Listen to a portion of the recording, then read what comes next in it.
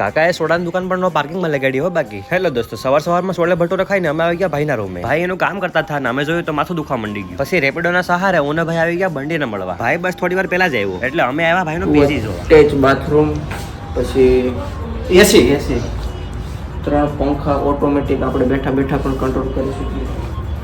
પછી લોકર સુવિધા પણ છે, વાઈફાઈ પણ. ભાઈ કોઈને સેલ્સ પર્સનની જરૂર હોય તો બંટીભાઈ રેડી છે.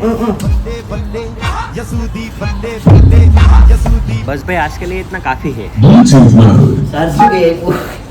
ઉપાધિ જેવું છે નહીં. પછી અમે આવી ગયા રૂમ અને બનાવી નાખી મેગી. ભાઈ કે તારક મહેતા સિવાય મેગી ની પણ હું મજા. મેગી ખાઈને હું તો ડાયરેક્ટ હોઈ ગયો હતો. ઉઠો તો ભાઈ કે હાલ બીજું પીજી જોવા જાય. પીજી જોઈને બાજુમાં જ મોલ હતો તો અમે આવી ગયા મોલમાં. ભાઈ મારા દોસ્તાને કાંઈ ગઢા જેવો નથી. મોલમાં અમે બસ આટો મારવા આવ્યા અને ભાઈ કે લેવાનો વિચાર હતો પણ બંધ નહીં કર્યો. ભાઈ રોલેક્સ એને સાલો ઘરમાં આપણે ગામમાં એક વીઘો બેસવો પડી. આખો મોલ રખડીને બધા હવાના લોકેશન અને હું મારું રિઝ્યુમ લઈને આવી ગયો આ બે હારે કંપનીમાં. ફ્રેન્ડ વે લોકેશન દીધું પણ પ્રોપર નહીં. 1 કલાક તો અમે 3 વે બસ લિફ્ટમાં આટા જ માર્યા અને બધી લિફ્ટ ચેક પણ થઈ ગઈ. અને આ બે તો જ્યાં એના ફોટા જ પડ્યા હો ભાઈ. પછી અમે આવી ગયા અનલિમિટેડ માં. તો ભાઈ ફૂલ બાકાજીકી બોલાવાની છે. અમાર તો ઠીક ભાઈ વધારે જ બાકાજીકી બોલાવી નાખી. સોડા પીવા આવવું પડી ગયું. ધંધો કરવા વાળાને હું નડે. કાકાએ નો પાર્કિંગમાં સોડાની દુકાન નાખી દીધી. એનીવેઝ મળ્યા કાલે.